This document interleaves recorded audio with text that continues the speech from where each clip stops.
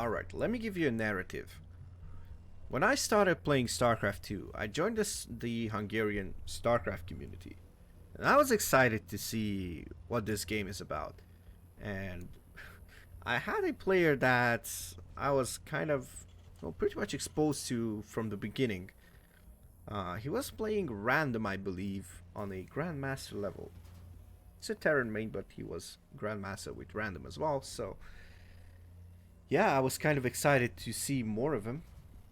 And now here we are. I'm going to cast another TVP. Hopefully you guys are not sick of it, because honestly I've been enjoying it. As much as I hate Terran, hate playing against Terran, I love casting some good old TVPs. And yeah, without further ado, let's present these players. This is a Grandmaster level player, and starting in the bottom left corner we see the blue Terran, and we're looking at the main command center of Nihed, of course representing Ancient Regime. And in the top right corner we have the blue, okay, good one MAUZY. We have the red Protoss, representing no team whatsoever, and I'm not really aware of this player. He's a 5.6k Protoss. This is going to be Hardwell.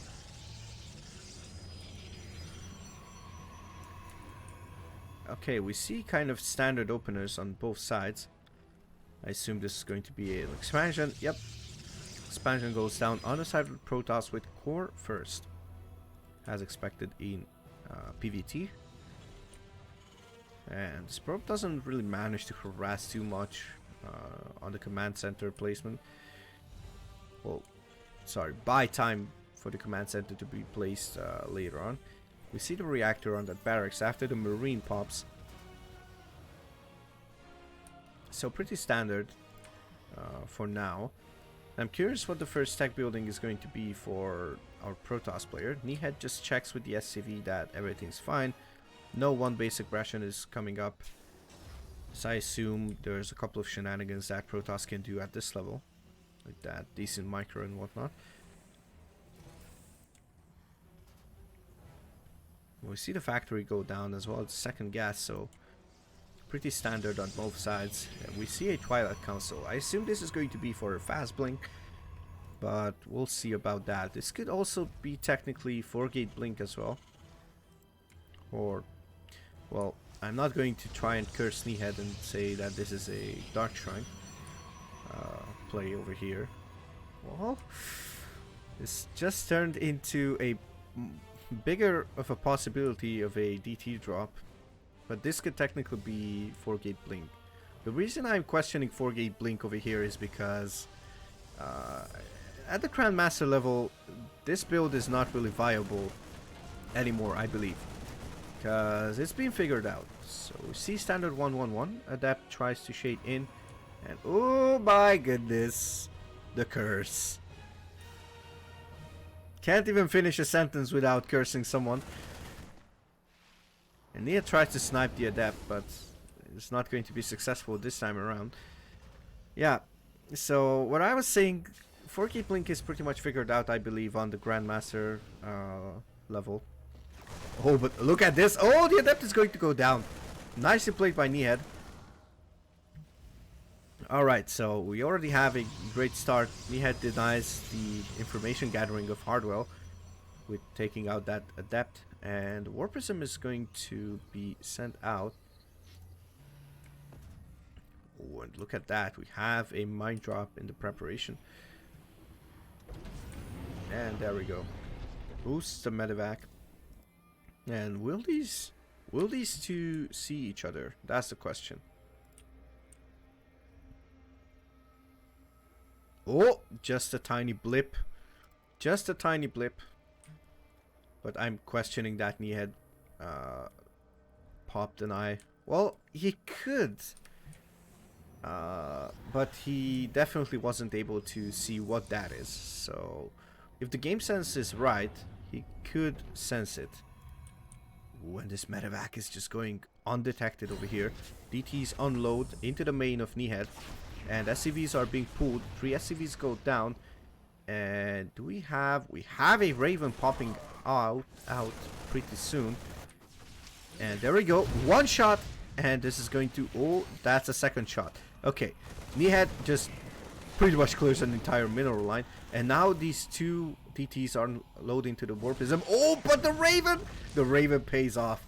Nicely done by Nihed. Really nice opener here. Pretty much a... I would say blind counter. Maybe I'm mistaken, but it sounds like a blind counter. Getting a Raven against a DT drop is like... Holy moly. And remember, Nihed was unaware of this whole thing. But he was like, I'm gonna go safe. Oh, this probe is stuck over here. That's kind of a bummer. Third base is already warping. Well, it's already warped in for Hardwell. And now that he lost, I believe... Oh no, not 16, but only 14 probes on that natural due to those mines. He had to burn at least... Well, one kernel boost on each next side to get back in that lead. And he's up 4 workers, but that's not the end of the world for Nihed, because he's mining a lot more due to those mules. 7 SCVs went down on the side of Nihed, so that's not the end of the world, as I said. Like, definitely not the end of the world. And now we see Storm coming up. Do we have Blink? Ooh, hold on. We don't have Blink, we don't have Charge. So those gateway units are not going to be as effective as Hardwell would like to. And what does Hardwell see with this observer? He needs to be really careful, because there's a Raven. So is this Raven where? No, it's not. It's not yet. So Hardwell is going to see the move out, I believe. No, or does he? He sees 2 medevacs, so he should be aware. 3 medevacs as well. So he should be able to deduct that this is going to be a move out from Nihed. And we see the third base almost saturated in terms of minerals. Storm is finished, but Blink is not even halfway done. Will the Storm be enough to take out Nihed's army over here? I assume that that's going to be the only defense. Sims forward, but that Storm... Ooh, 1 Marine goes down as well. 2 Marines. And that's going to be the end of the harassment for Nihed. Drops 2 turrets to be sure that he's not going to lose more units. And Hardwell smells blood in the water. Tries to go forward, but those turrets are zoning him out. And now this drop in the main base is actually brilliant by Nihed.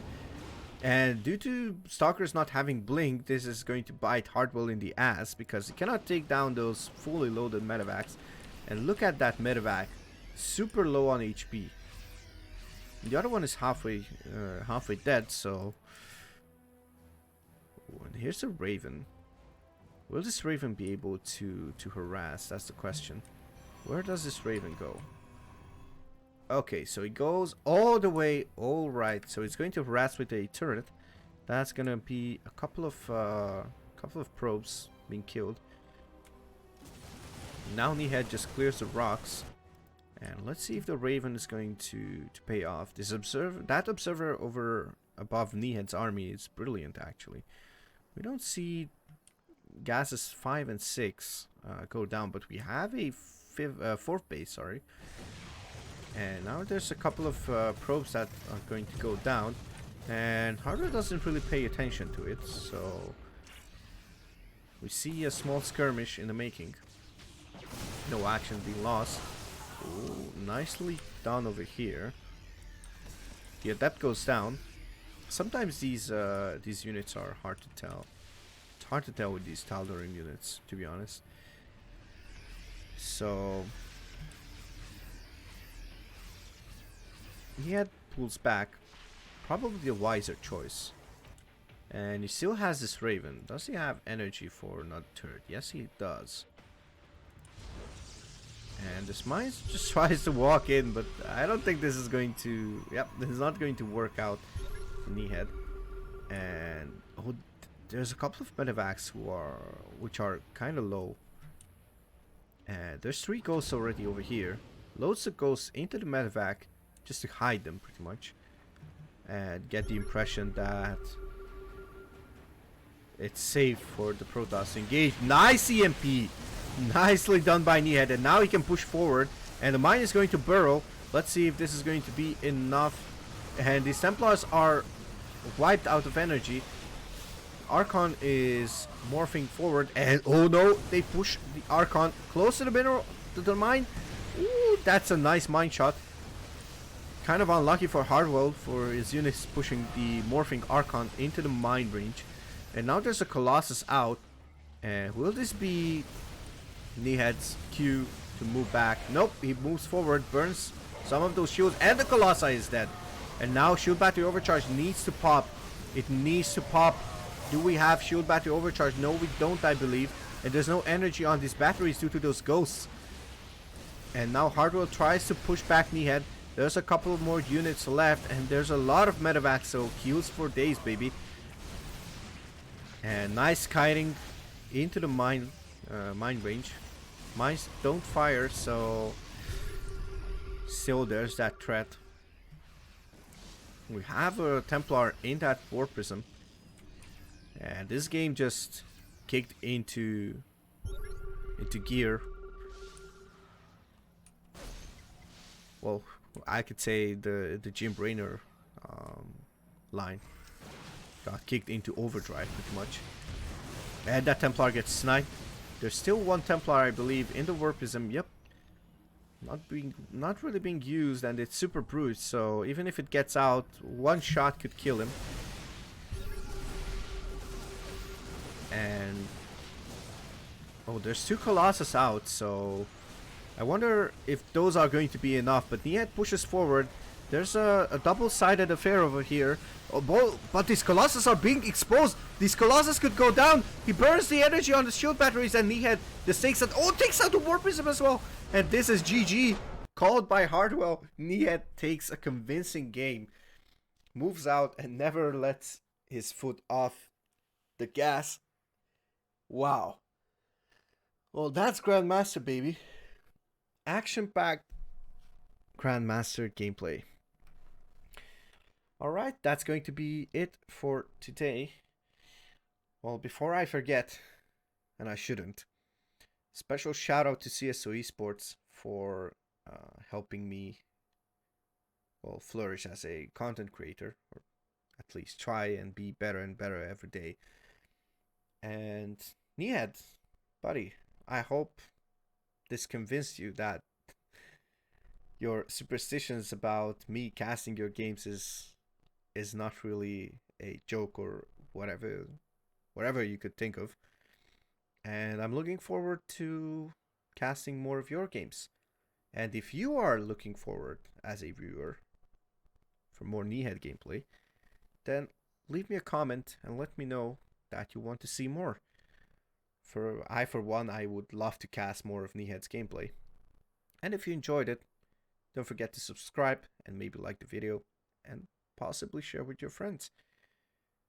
I was MAUZY, and this was Spectrum series, and I hope you had a great time, and I hope you'll have a great time in your week, in your day, and yeah, have a good one. Cheers.